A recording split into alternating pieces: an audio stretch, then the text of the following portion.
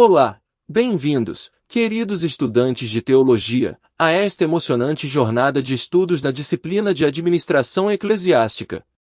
Gostaria de começar nossa jornada refletindo sobre a sabedoria que podemos extrair do livro de Êxodo e como ela se aplica não apenas à construção do tabernáculo, mas também à administração de nossa igreja e instituições religiosas. No início do livro de Êxodo, o Senhor instruiu Moisés a convocar ofertas voluntárias para a construção do tabernáculo. O povo respondeu de maneira tão generosa que as ofertas precisaram ser suspensas, pois havia material mais do que suficiente para a obra. Essa passagem nos ensina sobre a importância da administração e da gestão eficaz dos recursos que Deus nos confia. Assim como o tabernáculo exigiu planejamento, coordenação e administração cuidadosa, nossas igrejas, grupos missionários, escolas bíblicas e todas as entidades eclesiásticas requerem uma administração sólida. A administração não se limita a atender aos requisitos legais, é também uma ferramenta para expandir e fortalecer a obra do Senhor. Lembrando que a Escritura nos diz: aqueles a quem muito é dado, muito será cobrado. Você, como líder em formação, tem a oportunidade de adquirir conhecimentos que podem enriquecer seu ministério e permitir que você edifique igrejas abençoadas espiritual e administrativamente. Em nossa disciplina, exploraremos como a administração pode ser uma ferramenta poderosa para o crescimento e a expansão da obra de Deus. Abordaremos não apenas os aspectos legais, mas também a ética e a sabedoria que sustentam uma administração eclesiástica sólida. Este é um chamado para a liderança responsável e para a construção de uma base sólida para as futuras gerações. Convido vocês a se dedicarem a esses estudos com zelo e compromisso, sabendo que estão preparando-se para servir ao Senhor de maneira eficaz e frutífera. Desejo a todos vocês uma jornada de estudos enriquecedora e abençoada na administração eclesiástica. Bons estudos! Alunos e alunas! Vamos para o capítulo 1. Do livro-texto da disciplina, Administração Eclesiástica da Igreja do Evangelho Quadrangular. Esta apresentação abordará 4 tópicos. Primeiro, o que é a administração eclesiástica? Segundo, os direitos e deveres das organizações religiosas e do clero. Terceiro, a história da administração eclesiástica na Igreja do Evangelho Quadrangular. Quarto, visão geral da Igreja do Evangelho Quadrangular. Estarei apresentando por tópicos para melhor entendimento. Vamos para o tópico 1. No primeiro slide, que introduz o tópico Administração Eclesiástica, estamos prestes a iniciar um estudo crucial que é muitas vezes negligenciado dentro do contexto religioso.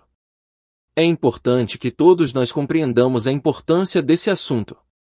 Com base no texto que nos foi apresentado, podemos destacar que a administração eclesiástica se refere à gestão e organização das atividades da igreja, com foco nas ações administrativas que são necessárias para que a igreja alcance seus objetivos espirituais e sociais. O texto também nos informa que as organizações religiosas, termo usado para se referir à igreja de maneira geral, são reguladas de acordo com o novo Código Civil Brasileiro.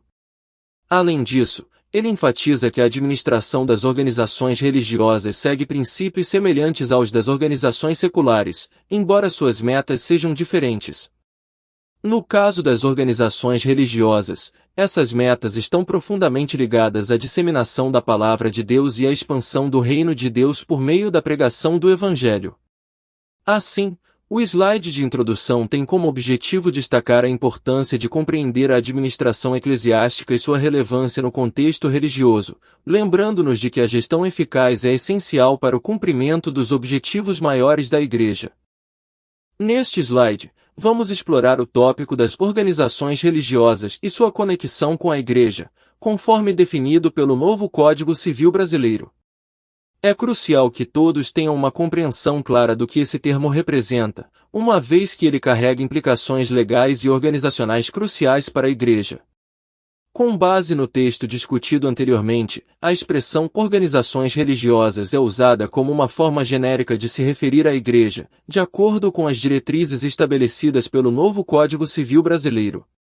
Isso implica que as igrejas são reconhecidas como entidades jurídicas, com direitos e responsabilidades, perante as autoridades governamentais em âmbito municipal, estadual e federal. Nesse contexto, é imperativo que as organizações religiosas obtenham seu registro oficial e personalidade jurídica, incluindo a inscrição no Cadastro Nacional de Pessoa Jurídica, CNPJ. O Estado não tem o direito de negar esse reconhecimento ou impedir o registro das organizações religiosas, uma vez que isso seria uma violação dos direitos garantidos pela legislação em vigor. Portanto, o segundo slide visa esclarecer o significado das organizações religiosas e sua relação com a Igreja, ressaltando a importância do registro e do cumprimento das obrigações legais, de acordo com as disposições do novo Código Civil Brasileiro. Isso se mostra fundamental para que a Igreja possa operar de maneira legal e em conformidade com as leis do país.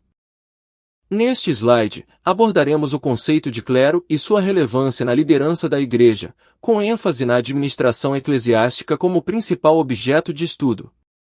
É fundamental que todos tenham uma compreensão clara dessa terminologia e do papel desempenhado pelo clero na gestão da Igreja. Com base no texto fornecido, o termo clero é frequentemente utilizado para se referir à liderança da Igreja em geral.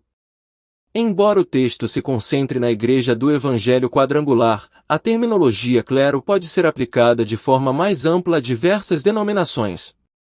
O clero desempenha um papel central na administração da Igreja, e a administração eclesiástica é o ponto central deste estudo.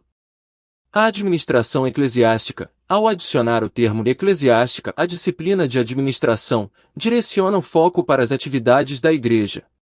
No entanto, é importante destacar que a administração das organizações religiosas segue os mesmos princípios de gestão que se aplicam às organizações seculares. As particularidades das organizações religiosas podem ser comparadas às particularidades que cada empresa possui, mas, independentemente de seu ramo de atividade, todas estão sujeitas às mesmas leis gerais estabelecidas pelo Estado.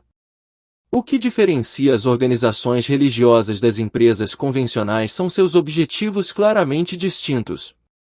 Por se tratarem de organizações que baseiam sua conduta na palavra de Deus, a transparência e integridade de suas transações devem ser rigorosamente mantidas para que a gestão não prejudique os objetivos mais amplos, que neste caso é a expansão do reino de Deus por meio da pregação do Evangelho e da transformação das vidas na sociedade em que as organizações religiosas estão inseridas. Portanto, o terceiro slide visa esclarecer o termo clero e destacar seu papel na liderança da Igreja, enquanto ressalta a importância da administração eclesiástica como principal enfoque deste estudo. É crucial entender como a liderança da Igreja desempenha um papel central na administração, guiada pelos princípios da Palavra de Deus e pelas leis estabelecidas pelo Estado para manter a integridade e a eficácia das atividades da Igreja. Agora abordaremos o tema Definindo a Administração, com o objetivo de fornecer uma explicação abrangente sobre o conceito de administração como uma ciência e sua evolução histórica, estabelecendo conexões importantes com o direito e a economia.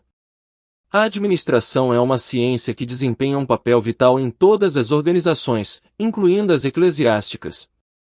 Ela envolve o planejamento, a organização, a coordenação e o controle dos recursos para alcançar objetivos e metas específicas. No contexto eclesiástico, a administração é essencial para garantir que a Igreja funcione de maneira eficiente e eficaz na realização de sua missão espiritual. A evolução histórica da administração está intimamente ligada ao desenvolvimento das sociedades humanas. No entanto, a administração como disciplina acadêmica e profissão tem raízes mais recentes, datando do século XIX. Ela se desenvolveu à medida que as organizações se tornaram mais complexas e exigiram uma abordagem mais sistemática para a gestão. A administração tem fortes conexões com o direito e a economia. No campo do direito, a administração eclesiástica precisa estar ciente das leis e regulamentos que governam as organizações religiosas, incluindo questões relacionadas a impostos, propriedade e direitos trabalhistas. A administração eficaz requer conformidade legal e ética. Em relação à economia, a administração envolve a alocação eficiente dos recursos, incluindo financeiros, humanos e materiais. Isso é essencial para garantir que a igreja possa cumprir sua missão e atender às necessidades de sua comunidade de maneira sustentável. Portanto, o quarto slide tem como objetivo definir a administração como uma ciência e traçar sua evolução histórica, destacando sua relevância no contexto eclesiástico e sua relação com o direito e a economia. Compreender a administração é fundamental para uma gestão eficaz das organizações religiosas e, por conseguinte, para o cumprimento de sua missão espiritual. Vamos abordar o tema organismo, a igreja do ponto de vista espiritual, com o propósito de explorar a igreja como um organismo espiritual, destacando seu significado na comunidade e sua base na palavra de Deus. A igreja, do ponto de vista espiritual, é uma entidade que vai além de sua estrutura física e organizacional. Ela é um organismo vivo, composto por crentes que compartilham uma fé comum em Deus e seguem os ensinamentos de Jesus Cristo. Nesse contexto, a igreja desempenha um papel fundamental na vida espiritual das pessoas e na comunidade em geral. A base da igreja como organismo espiritual é a palavra de Deus, que serve como fundação para sua fé e práticas. Os ensinamentos bíblicos orientam a missão da igreja, que inclui pregar o evangelho, fazer discípulos e servir aos necessitados. A igreja é um lugar de adoração, ensino e comunhão, onde os fiéis se reúnem para crescer espiritualmente e fortalecer sua relação com Deus. É importante destacar que, do ponto de vista espiritual, a igreja desempenha um papel crucial na construção de uma comunidade de fé e no apoio espiritual e emocional aos seus membros. Através do ensino das Escrituras e da prática dos princípios bíblicos, a igreja busca orientar as vidas das pessoas de maneira a alinhar-se com a vontade de Deus. Neste slide, estamos explorando a igreja como um organismo espiritual, enfatizando seu papel na comunidade e sua fundação na palavra de Deus. Isso serve como um lembrete da importância da dimensão espiritual da administração eclesiástica, que vai além da gestão organizacional e financeira e abraça sua missão espiritual fundamental. Discutiremos o tema a organização, a igreja do ponto de vista administrativo, com o intuito de explorar a igreja como uma organização e enfatizar a importância da organização administrativa, bem como sua relação com a legislação brasileira. É fundamental compreender que, além de ser um organismo espiritual, a igreja também é uma organização que exige uma estrutura administrativa eficaz para funcionar de maneira adequada. A organização administrativa da igreja envolve a gestão de recursos, liderança, tomada de decisões e a manutenção de registros. No contexto brasileiro, as organizações religiosas, incluindo igrejas, estão sujeitas a regulamentações legais específicas, conforme previsto no novo Código Civil. Portanto, é crucial que a igreja esteja em conformidade com as leis brasileiras para garantir seu funcionamento regular. Neste slide, discutiremos como a igreja opera como uma organização do ponto de vista administrativo, ressaltando a necessidade de estrutura e organização para atender às demandas de sua missão. Além disso, abordaremos a relação entre a organização eclesiástica e a legislação brasileira, enfatizando a importância da conformidade legal para evitar problemas e manter a integridade da igreja como uma organização religiosa. Agora, iremos abordar o tema, o papel do pastor na administração da igreja, com o objetivo de explorar as diversas responsabilidades do pastor na gestão e administração da igreja. O papel do pastor vai além da pregação e ensino espiritual. Ele desempenha um papel fundamental na administração da igreja, o que inclui tarefas como a gestão financeira, aquisição de bens e até a construção de templos. O pastor é muitas vezes o líder principal da igreja e é responsável por tomar decisões que afetam a direção e o funcionamento da congregação. Destacaremos a importância de os pastores se prepararem para lidar com questões administrativas, como a gestão de recursos financeiros, aquisição de propriedades e a supervisão de projetos da igreja. Essas atividades exigem conhecimento e habilidades administrativas para garantir que os recursos sejam utilizados de maneira eficaz e de acordo com os princípios da igreja. Portanto, neste slide, exploraremos as diversas responsabilidades do pastor na administração da igreja, destacando a importância de sua atuação não apenas como líder espiritual, mas também como um administrador competente para garantir o bom funcionamento e o cumprimento da missão da igreja. Vamos abordar o tema Princípios para um bom administrador e destacar os princípios essenciais que um administrador, como um pastor ou líder eclesiástico, deve incorporar em suas funções. Esses princípios são fundamentais para o bom funcionamento e crescimento saudável da Igreja. Os principais princípios que abordaremos são: liderança. Um bom administrador eclesiástico deve ser um líder eficaz, capaz de inspirar e motivar a equipe e os membros da Igreja. A liderança envolve estabelecer visão, metas claras e direção para a Igreja. Tomada de decisões. A capacidade de tomar decisões sábias e informadas é crucial na administração da Igreja. Os administradores devem considerar cuidadosamente as implicações espirituais, éticas e práticas de suas decisões. Gestão de pessoas. Administrar uma igreja envolve trabalhar com uma equipe de líderes, voluntários e membros da congregação. É fundamental ter habilidades de gestão de pessoas para garantir um ambiente saudável e produtivo. Integridade. A integridade é um princípio fundamental para qualquer administrador eclesiástico. Manter altos padrões éticos, agir com honestidade e transparência é essencial para construir confiança dentro da igreja. Comunicação. Uma comunicação eficaz é crucial para manter todos os membros da igreja informados e engajados. Isso inclui comunicação interna entre a liderança e a congregação, bem como a comunicação externa com a comunidade. Neste slide, enfatizaremos a importância desses princípios e como eles se aplicam à administração eclesiástica.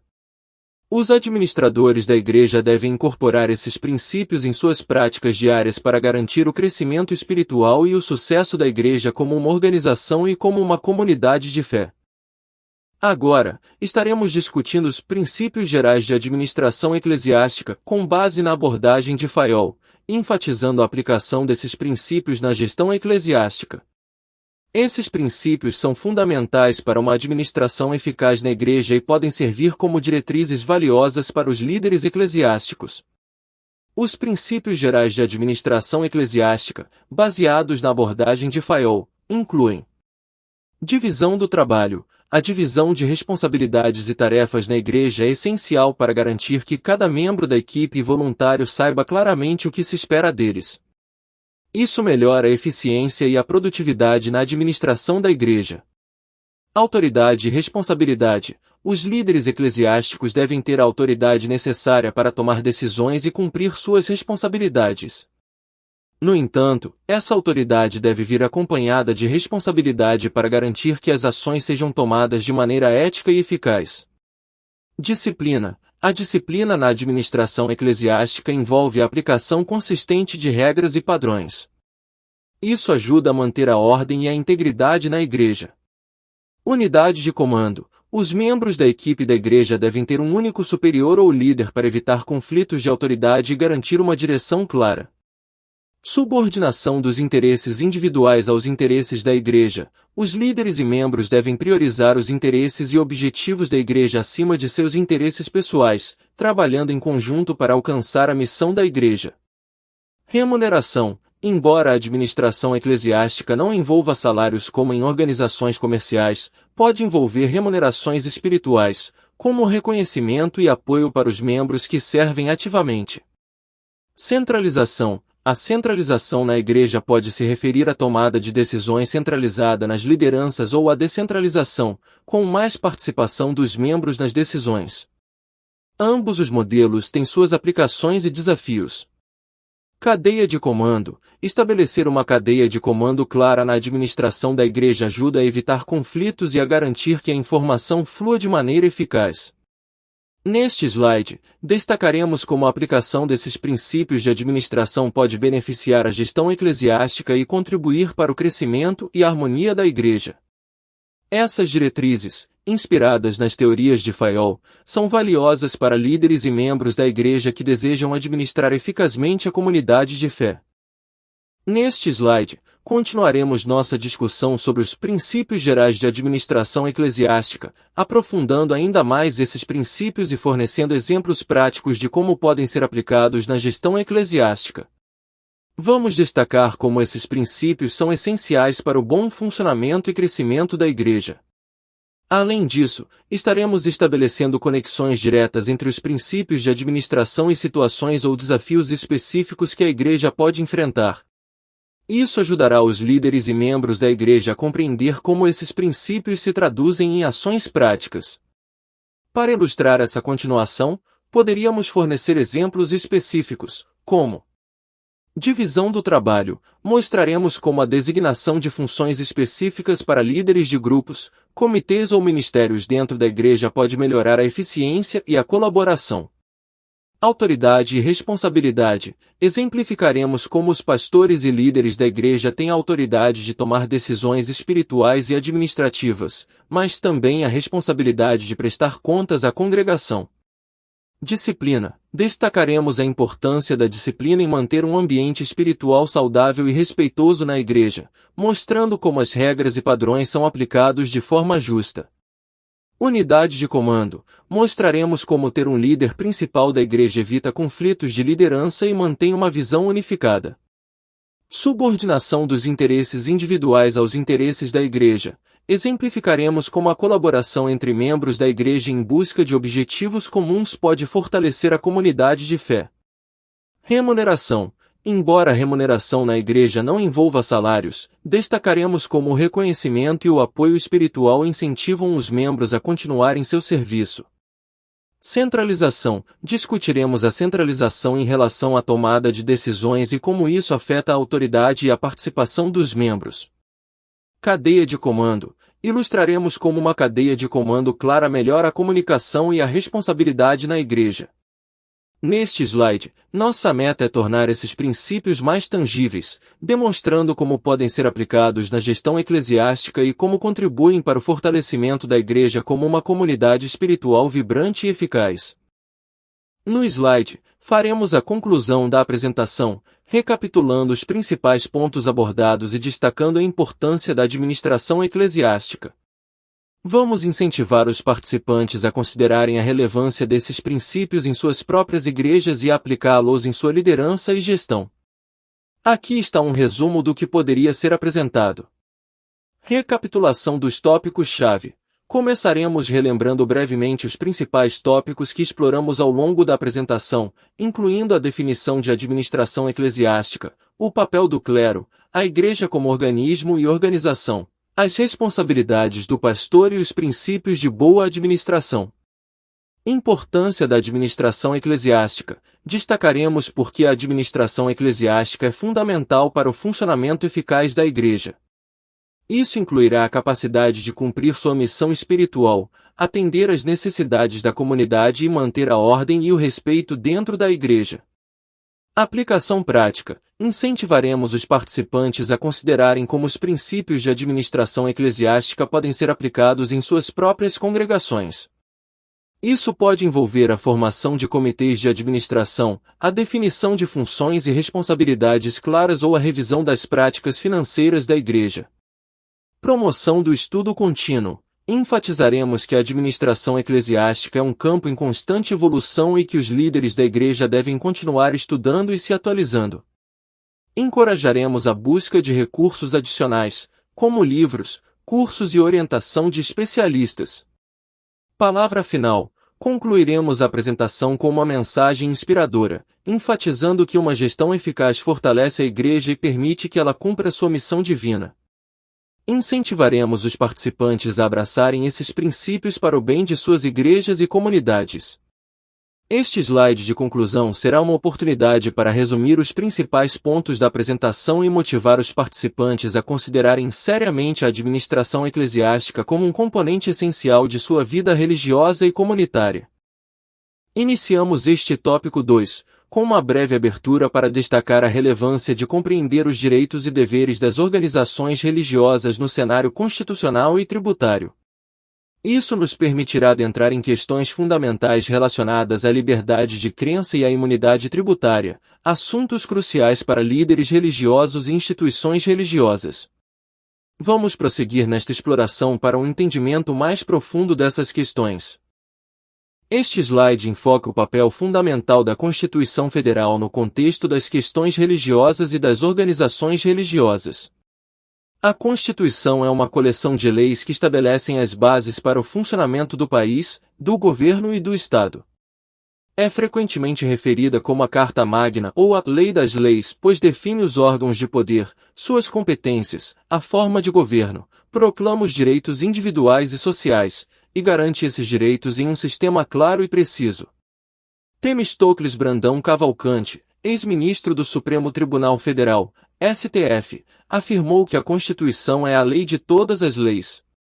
Compreender a Constituição é essencial, pois nos permite entender nossa história, a vida política da nação, nossos direitos e deveres, e nos capacita a defender esses direitos. A Constituição atual que rege o Brasil foi promulgada em 1988 e é conhecida como a Constituição Cidadã. Ela promove o Estado democrático, limitando o poder do Estado e permitindo que qualquer cidadão participe da vida política por meio do voto universal, direto e secreto. Além disso, a Constituição fortaleceu o federalismo e o pluripartidarismo. No que diz respeito à liberdade de crença e às organizações religiosas, a Constituição brasileira estabelece importantes dispositivos. O inciso 6º do artigo 5º garante a inviolabilidade da liberdade de consciência e crença, assegurando o livre exercício dos cultos religiosos e a proteção dos locais de culto e suas liturgias, de acordo com a lei. O inciso 7º do mesmo artigo assegura a prestação de assistência religiosa em entidades civis e militares de internação coletiva. O inciso 8º estipula que ninguém pode ser privado de direitos devido à sua crença religiosa ou convicção filosófica ou política, a menos que alegue essas razões para se eximir de uma obrigação legal geral, recusando-se a cumprir uma prestação alternativa estabelecida por lei. Além disso, a Constituição proíbe a instituição de impostos sobre templos de qualquer culto, abrangendo apenas o patrimônio, a renda e os serviços relacionados às finalidades essenciais dessas entidades. O ensino religioso é facultativo e constitui uma disciplina nos horários normais das escolas públicas de ensino fundamental. O casamento religioso também tem efeito civil, conforme previsto na lei. Cada um desses dispositivos constitucionais poderia ser tema para uma monografia detalhada, mas, por razões didáticas, optamos por não abordá-los em tópicos isolados, comentando sobre eles no texto. Neste slide, abordamos como a Constituição Brasileira de 1988 e o Código Civil de 2002, Lei nº 10.40602, regulamentaram a liberdade religiosa e a criação de pessoas jurídicas de direito privado, incluindo as organizações religiosas. O artigo 44 do Código Civil e seus parágrafos definem as pessoas jurídicas de direito privado, que agora incluem as organizações religiosas. Essa mudança foi introduzida pela Lei nº 10.82503. O Código Civil não oferece uma definição legal específica para as organizações religiosas nem regras exclusivas para sua estruturação. No entanto, essas organizações são caracterizadas pela união de pessoas que se reúnem com propósitos religiosos e não lucrativos, o que faz com que elas observem as normas aplicadas às associações para sua formação. Uma associação é uma pessoa jurídica de direito privado com o objetivo de realizar atividades culturais, sociais, religiosas, recreativas, entre outras, sem fins lucrativos. Cada associação, incluindo as organizações religiosas, adquire personalidade jurídica, tornando-se um sujeito com seus próprios direitos e obrigações. Entre os associados, há direitos e obrigações recíprocas, conforme previsto pelos artigos 53 a 61 do Código Civil. É relevante destacar que o objetivo das organizações religiosas é a profissão de fé, sem busca de vantagens pessoais ou lucro. Qualquer desvio desse propósito comprometeria a natureza fundamental da organização. O artigo 54 do Código Civil estipula que as organizações religiosas devem ser regidas por um estatuto, o qual deve conter elementos como a denominação, fins, sede da associação, requisitos para admissão e demissão de associados, direitos e deveres dos associados, fontes de recursos, modo de funcionamento dos órgãos deliberativos, condições para alterações estatutárias e dissolução, bem como a forma de gestão administrativa e aprovação de contas. Neste slide, exploramos como as organizações religiosas se enquadram no Código Civil Brasileiro e nas regras aplicadas às associações. A compreensão dessas normas é essencial para o correto funcionamento e cumprimento das obrigações legais dessas organizações religiosas. Vamos aprofundar ainda mais esse conhecimento nos próximos slides. A imunidade tributária para organizações religiosas é um tema importante que merece discussão. Antes de mergulharmos nesse tópico, é fundamental compreender o conceito de imunidade tributária e sua base na Constituição brasileira. A imunidade tributária está consagrada na Constituição, mais precisamente no capítulo que trata das limitações ao poder de tributar, especificamente no artigo 150. Nas palavras do doutrinador Ricardo Alexandre, as imunidades são limitações constitucionais ao poder de tributar consistentes na limitação da competência tributária conferida constitucionalmente aos entes políticos. Isso significa que a imunidade tributária é uma exceção à regra geral de pagamento de tributos, com sua origem na Constituição, que impede que certas pessoas ou bens sejam tributados. É uma característica fundamental da imunidade tributária que ela seja de natureza constitucional, afetando diretamente as situações previstas nas hipóteses de incidência tributária, evitando que obrigações tributárias surjam. Os entes políticos, ou seja, a União, Estados, Distrito Federal e municípios, são proibidos de exercer atividades que resultem na cobrança de tributos em casos específicos. A imunidade tributária é uma limitação constitucional ao poder de tributar e está claramente expressa na Constituição Federal. Ela visa proteger o equilíbrio federativo, a liberdade de crença, a liberdade associativa, a liberdade intelectual, a liberdade de expressão, a cultura e o desenvolvimento econômico. O artigo 150, sexta, a linha B da Constituição assegura a imunidade tributária aos templos de qualquer culto. Isso significa que os templos religiosos, onde ocorrem as cerimônias religiosas, estão protegidos contra a incidência de impostos. Templo religioso refere-se ao local físico onde as cerimônias religiosas ocorrem, sendo mais do que apenas uma estrutura, abrangendo o conjunto que compõe a instituição religiosa. Essa é uma forma de imunidade tributária subjetiva, que se aplica às pessoas beneficiadas pela ressalva, em oposição às imunidades objetivas que se aplicam a objetos que também são protegidos da tributação. A imunidade tributária protege não apenas os edifícios onde as cerimônias religiosas acontecem, mas toda a estrutura envolvida, incluindo imóveis usados para fins religiosos, veículos, propriedades alugadas a terceiros, renda gerada e assim por diante. Ela protege amplamente o patrimônio, a renda e os serviços relacionados às atividades essenciais da instituição religiosa.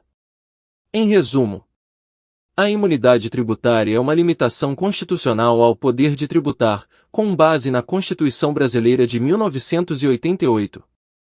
A imunidade concedida aos templos de qualquer culto, também conhecidos como organizações religiosas, é fundamental devido à importância de suas atividades para o interesse coletivo. A imunidade abrange apenas impostos, não incluindo taxas, contribuições de melhoria e contribuições sociais ou parafiscais. A imunidade é extensa e abrange todo o patrimônio, renda e serviços relacionados às atividades essenciais das organizações religiosas. O Supremo Tribunal Federal tem ampliado sua interpretação da imunidade tributária, reconhecendo sua aplicação a atividades essenciais da Igreja. O Instituto da Imunidade tem como objetivo proteger valores fundamentais, como a livre divulgação de ideias, conhecimentos, cultura e religião. Para um estudo mais aprofundado, é recomendável examinar o julgamento pelo Supremo Tribunal Federal do Recurso Extraordinário 325.822-2-TSP, datado de 18 de dezembro de 2002, que estabeleceu um paradigma para várias decisões judiciais no Brasil relacionadas a essa questão. Este slide aborda um equívoco comum relacionado à isenção de impostos para líderes religiosos. Muitas vezes, houve uma ideia equivocada de que líderes religiosos estavam isentos de pagar impostos perante a União. No entanto, é importante esclarecer que a imunidade tributária se aplica apenas às pessoas jurídicas, ou seja, às organizações religiosas como um todo. Os indivíduos que são líderes religiosos, como ministros de confissão religiosa, são considerados pessoas físicas perante o sistema tributário. Isso significa que eles têm as mesmas obrigações e direitos fiscais que qualquer outro cidadão brasileiro. Eles não desfrutam de isenção de impostos em sua capacidade pessoal, apesar de seu papel no contexto religioso. Esse entendimento incorreto, juntamente com outros fatores, resultou em problemas significativos para líderes religiosos, principalmente em relação à sua aposentadoria. Muitas vezes, quando chegam ao final de suas carreiras ministeriais, esses líderes descobrem que não contribuíram de maneira adequada para a previdência social ou para outros regimes de previdência. Isso os deixa em uma situação financeira precária na aposentadoria. Em resumo, a mensagem central deste slide é que todos os líderes religiosos e membros de organizações religiosas são cidadãos comuns perante a lei, com obrigações fiscais semelhantes às de qualquer outro brasileiro. A ênfase está em reconhecer a importância de cumprir suas obrigações fiscais pessoais, mesmo que atuem no contexto religioso. Esse entendimento é fundamental para evitar problemas financeiros no futuro, especialmente durante a aposentadoria, e garantir estabilidade financeira. Portanto, a orientação é clara: a César, o que é de César. Neste tópico, a ênfase recai sobre a relação entre organizações religiosas e o aparato legal brasileiro. Começando com a Constituição Federal, destaca-se seu papel como a base legal que regula direitos e obrigações das organizações religiosas. A Constituição garante a liberdade de crença, protege locais de culto e reconhece a prestação de assistência religiosa em instituições coletivas. Além disso, proíbe a discriminação com base em crença religiosa e estabelece a imunidade tributária para templos de qualquer culto, abrangendo não apenas o patrimônio e a renda, mas também serviços relacionados a atividades religiosas. Também aborda um equívoco comum: a isenção de impostos para líderes religiosos. A imunidade tributária é concedida às organizações religiosas como entidades jurídicas, mas os líderes religiosos, como cidadãos comuns, ainda têm obrigações fiscais. Este entendimento é essencial para evitar problemas financeiros futuros, especialmente no contexto de aposentadoria dos líderes religiosos. Portanto, a compreensão clara da Constituição e das leis relacionadas às organizações religiosas é fundamental para garantir o funcionamento adequado e o cumprimento das obrigações legais. Este slide fornece uma visão geral da administração na Igreja do Evangelho Quadrangular, e aqui, com foco em destacar dois períodos distintos, o período antes de 2000 e o período após esse ano. Ele serve como uma introdução para entender como a administração da IEC evoluiu ao longo do tempo, com ênfase nas mudanças ocorridas a partir de 2000. Vamos analisar as características administrativas da Igreja do Evangelho Quadrangular no período compreendido entre 1951 e 2000. Neste slide, destacamos a formalidade, legalidade e a demora na obtenção de resultados que predominaram nessa fase da administração da IEC. Durante esse período, a administração da IEC, como a de muitas outras denominações religiosas, não era baseada em princípios contábeis e administrativos gerais. Em vez disso, as normas internas da instituição eram o principal ponto de referência. A movimentação financeira era registrada pelo Conselho Nacional de Diretores a partir de relatórios enviados pelas filiais em todo o país. No entanto, devido às limitações tecnológicas da época, esse processo era moroso, e a consolidação dos resultados financeiros levava entre 60 a 90 dias após o fechamento mensal nas filiais. Não era viável obter relatórios parciais durante o mês em curso. Em resumo, a administração da IEC no período entre 1951 e 2000 foi marcada por formalidades, legalidades e uma notável demora na obtenção de informações financeiras. A evolução tecnológica, que começou antes do ano 2000, permitiu melhorias nesse processo, tornando-o mais eficiente. Neste slide, exploramos um ponto crucial na história da administração da Igreja do Evangelho Quadrangular, e é que a mudança significativa que se desenrolou em 2001. Essa mudança foi impulsionada por eventos cruciais, notadamente a fiscalização da Receita Federal, que perdurou por um período de 12 meses. Durante essa fiscalização, a IEQ passou por uma avaliação por parte do órgão fiscalizador, que identificou a necessidade de reformular alguns aspectos de sua administração para garantir sua conformidade com a legislação nacional. Foi um desafio considerável, e houve a urgência de implementar as mudanças necessárias. Em termos simples, podemos resumir que o slide aborda a transformação fundamental ocorrida na administração da IEQ em 2001, desencadeada pela fiscalização da Receita Federal e pela necessidade de se ajustar às leis nacionais. Essa transformação representou um marco na evolução da administração da IEQ e marcou o início de mudanças significativas na forma como a organização era administrada.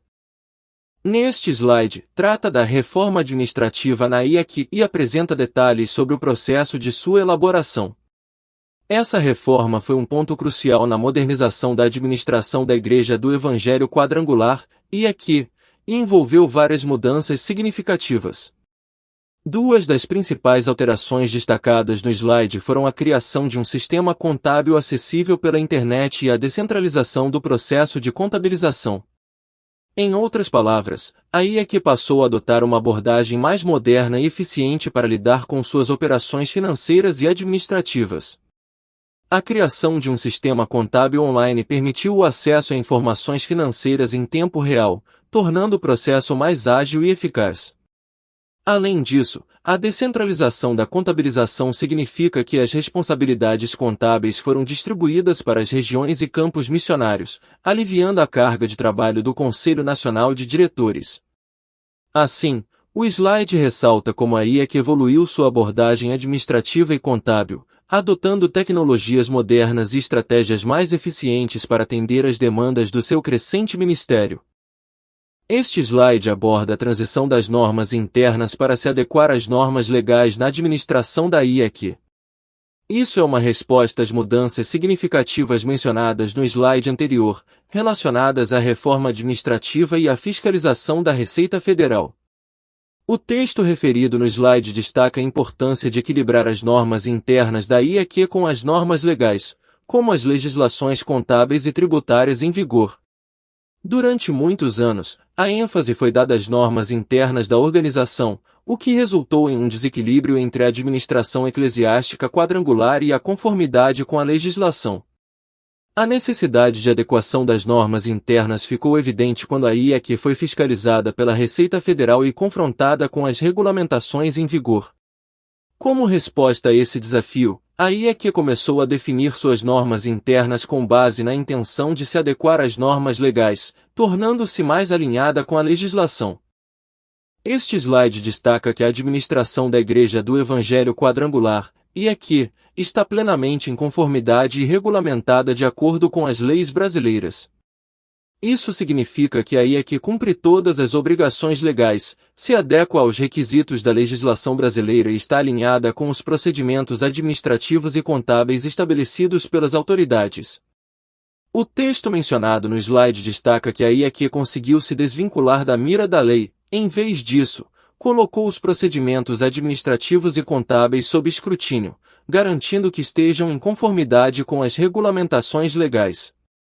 O objetivo principal dessa ação é proporcionar tranquilidade aos pastores e líderes da IEQ, permitindo que exerçam seus ministérios sem obstáculos decorrentes de problemas legais. Em resumo, esse slide enfatiza que a IEQ atende a todas as obrigações legais, permitindo que seus líderes e pastores cumpram suas responsabilidades ministeriais e administrativas sem problemas legais. O foco é assegurar que a IEQ esteja em conformidade com as leis e regulamentos, evitando obstáculos que possam surgir devido a questões legais. Resumindo os slides 1 ao 6 do tópico 3, que tratam da administração da Igreja do Evangelho Quadrangular, IEQ, ao longo de sua história. Fornece uma visão geral da história da administração da IEQ e destaca dois períodos distintos, antes e depois de 2000. Aborda as características administrativas da IEQ entre 1951 e 2000, com foco na formalidade, legalidade e na morosidade na obtenção de resultados. Destaca uma mudança significativa em 2001 na administração da IEQ, incluindo a fiscalização da Receita Federal e a necessidade de reformular a administração para atender à legislação nacional. São detalhados os processos envolvidos na reforma administrativa da IEQ, incluindo a criação de um sistema contábil acessado pela internet e a descentralização da contabilização.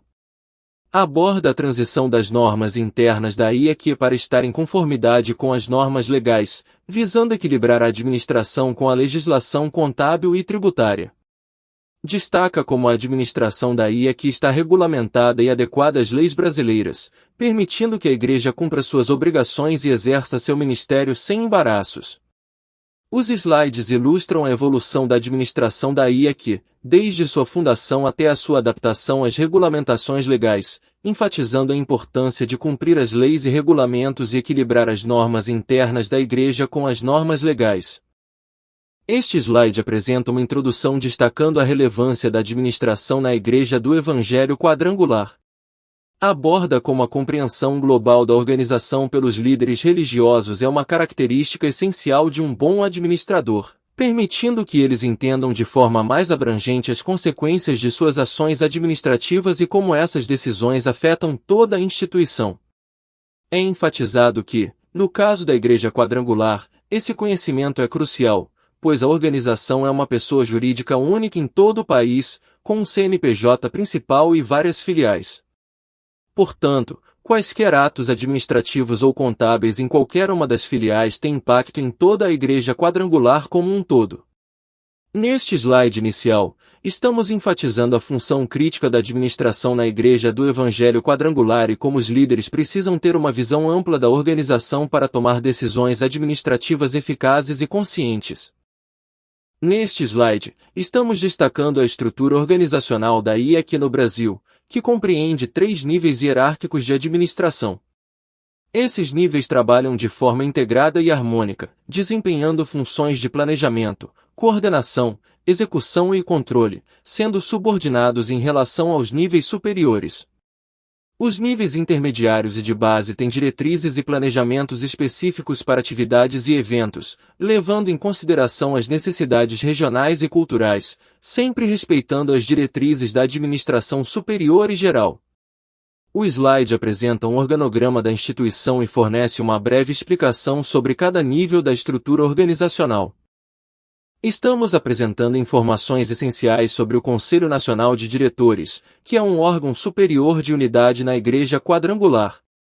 O Conselho desempenha funções legislativas, deliberativas e administrativas, agindo dentro dos limites estatutários e seguindo princípios de legalidade, moralidade e impessoalidade. O Conselho Nacional é composto por 13 membros, incluindo o presidente, vice-presidentes, secretários e tesoureiros. Além disso, o slide explica como os membros do Conselho Nacional são escolhidos.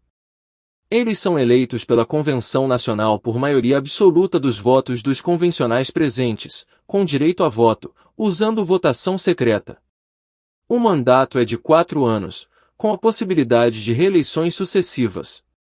Os candidatos devem atender a requisitos específicos, incluindo ser membro do Ministério, exercer atividades ministeriais por um período mínimo de 6 anos consecutivos na corporação e não estar separado de fato ou de direito, a menos que tenham autorização expressa do Conselho Nacional de Diretores.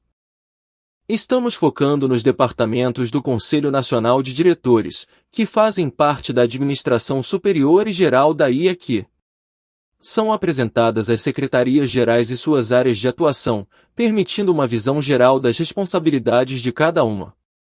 As secretarias-gerais incluem a Secretaria-Geral de Administração e Finanças, Secretaria-Geral de Ação Social, Secretaria-Geral de Educação e Cultura, Secretaria-Geral de Missões, Secretaria-Geral de Comunicação, Secretaria-Geral de Disciplina Eclesiástica, Secretaria-Geral de Coordenadorias e Diaconato, e a Secretaria Nacional de Cidadania.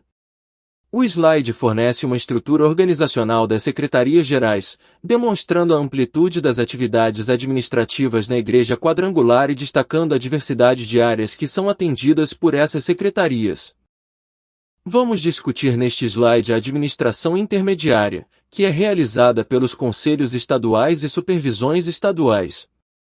Os conselhos estaduais possuem secretarias estaduais que trabalham em cooperação com as secretarias da administração superior e geral. Eles se concentram no cumprimento de metas, diretrizes e programações da Igreja em âmbito nacional. As áreas de atuação das secretarias estaduais incluem administração e finanças, ação social, educação e cultura, missões, comunicação, disciplina eclesiástica, coordenadorias e diaconato, e cidadania. Além disso, quando o número de igrejas em um estado não atinge os níveis estatutários, esse estado funciona sob a forma de supervisão estadual.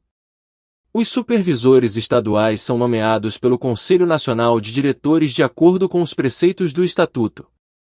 Abaixo dos conselhos e supervisões estaduais estão as regiões e campos missionários. É importante notar que os superintendentes e diretores de campos são representantes legais do Conselho Nacional de Diretores, mesmo que estejam subordinados aos conselhos e supervisões. Neste slide, abordamos a importância dos superintendentes regionais e diretores de campo, que são nomeados pelo Conselho Nacional de Diretores. Eles atuam como representantes nas regiões designadas, cuidando de assuntos relacionados à administração estadual e da administração superior e geral. As regiões e campos missionários são compostos por várias entidades, como a Igreja Sede, igrejas e obras novas. O status de região eclesiástica ou campo missionário é definido pelo número de entidades dentro de cada região. O foco deste slide está na administração de base, onde o conselho diretor local desempenha um papel central na condução dos assuntos da igreja local, seguindo as diretrizes do estatuto e deste regimento. Destacamos a eleição do conselho diretor local conforme as orientações do estatuto e a organização de departamentos como grupos missionários e o Departamento de Educação Bíblica Quadrangular. Além disso, ressaltamos a importância da fiscalização dos bens da igreja, garantindo a regularização e registro em nome da corporação quando necessário. Nesta conclusão, a introdução à administração eclesiástica daí é que, ressaltando a importância de os líderes entenderem a organização como um todo e como as decisões administrativas impactam a instituição. Outro ponto, a estrutura administrativa daí é que, com ênfase nos 3 níveis hierárquicos, administração superior e geral, administração intermediária e administração de base. Cada nível tem suas responsabilidades e coopera harmoniosamente na tomada de decisões.